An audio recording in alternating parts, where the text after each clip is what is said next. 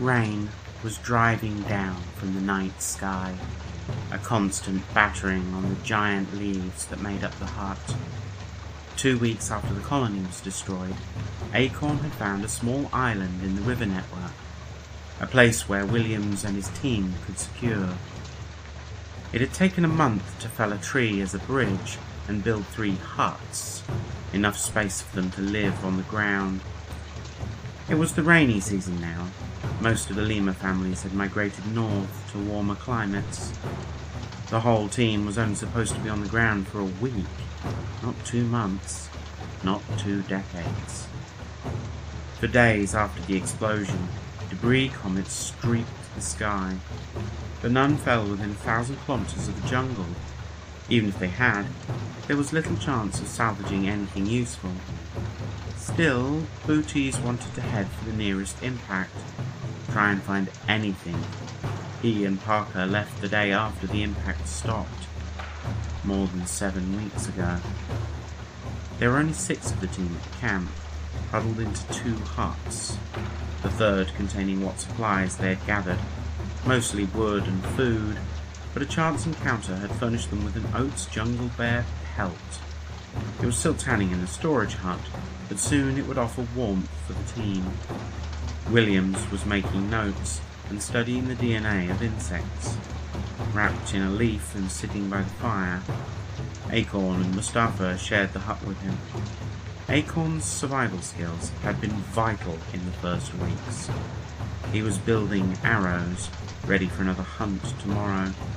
Not so much for the food as the pelts. It was only going to get colder over the next few weeks. Mustafa was shaping clay, the rivers being deep, but their beds were mostly clay. He had no experience with pottery a month ago, but now they had several bowls, cups and pots. His training as a microbiologist was rarely useful at the moment. He had even been talking about building the huts out of clay bricks until the rainy season began. The night was far from quiet, the rain creating a continuous beat. Animals, especially the nocturnal ones, were quick to add their own calls and howls. Williams still wasn't used to the noise, so he spent a lot of the night working. It was getting late though, Mustafa putting his latest bricks around the fire, indicating that he was soon going to bed.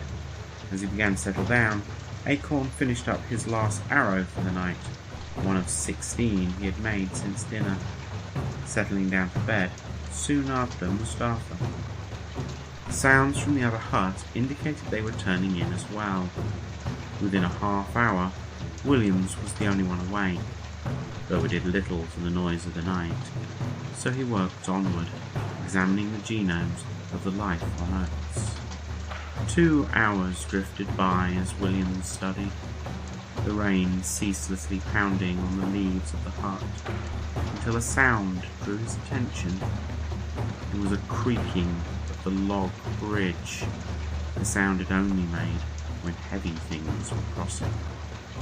Quickly and quietly, Williams nudged Acorn awake, taking a burning stick from the fire as he did.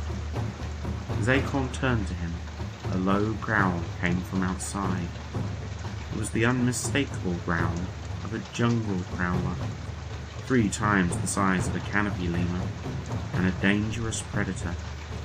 Acorn gathered his bow and arrows, while Williams nudged Mustafa awake, passing him the burning branch and taking another from the fire.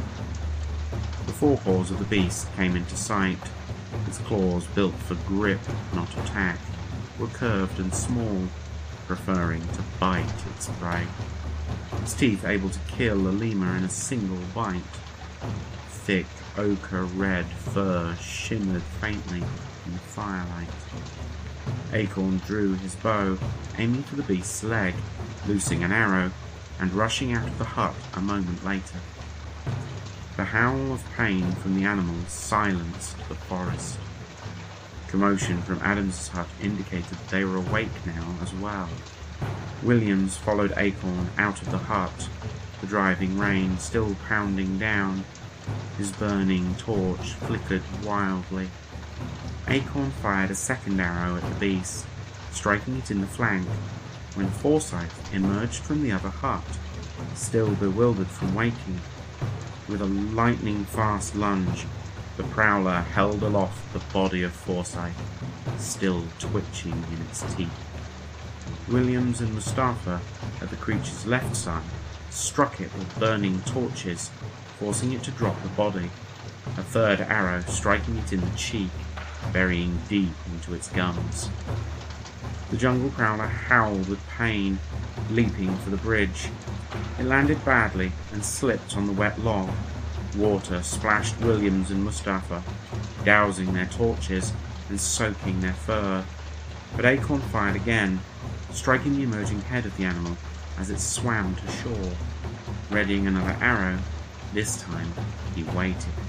The prowler finally making it ashore, fired. The arrow lodged in its right eye, causing it to collapse and howl. Dropping the bow and readying his flint knife, Acorn raced over the log bridge, his squirrel origin ensuring that he did not slip. The animal was still prone when he arrived, driving his dagger into its neck and finishing its suffering. It took 2 hours to haul the beast back to the island, and an hour to bury Forsyth's body. Their bodies had considerable computational power, so once the burial was over, Forsyth's mind was uploaded to the group network, allowing him a ghostly presence among them. The attack had left everyone worried, so they huddled together in Williams's hut, waiting for the first rays of the sun.